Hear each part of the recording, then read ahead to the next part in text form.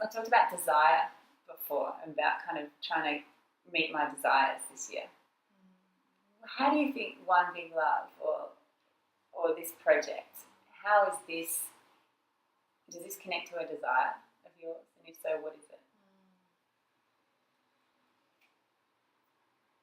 Yeah, it's interesting because, a friend asked me the other day as well, what are my motivations behind One Big Love? And it's a similar kind of question, I think. Like, yes, there's that personal journey of seeking love and a desire for myself to bring more love into my life in different ways and to share more love as well, to open myself to more love. And I feel like One Big Love is doing that in various different ways. And I'm desiring for it to do that in various different ways in terms of being really authentic, like some of those values that we spoke before, and being really real and raw and not being perfect. So I guess a desire of mine is to create something that reflects love and reflects our human experience. As part of that as well, I guess a personal desire for me is to express myself. And I feel like at the moment there's just a lot of love stuff coming up for some reason. I've found myself over the last couple of years gravitating towards it. Like when it came to what books I wanted to read, they were about love.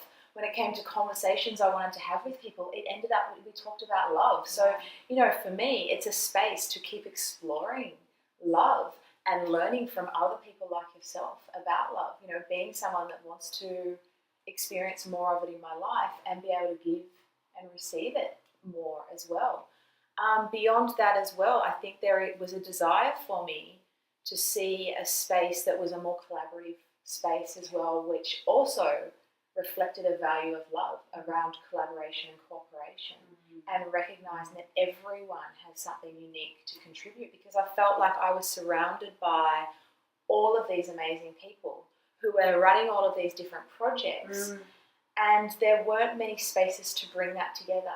And one common thing that I did see that related to all of their work, whether it was around mindfulness or whether it's osteopathy or healing or running workshops or training people to be more authentic or meditation or whatever, they all had this common thing around love. So yes, as my personality type, so yes, as a desire, it's feeding,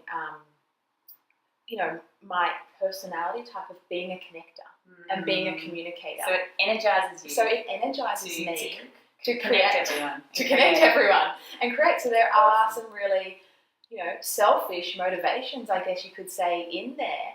And that it's an opportunity for me to apply my professional skills and experience in a context and around content that I'm really passionate about as well. So I wouldn't call that selfish. I would say you've just found your thing. bliss. Yeah. And someone asked me, the other day as well, like, so are you just always going to talk about love? I was like, oh shit, I hope not. I don't want to be like Miss Love. Miss Love. But at the moment, I'm I'm just trying to say this is what is interesting me at the moment.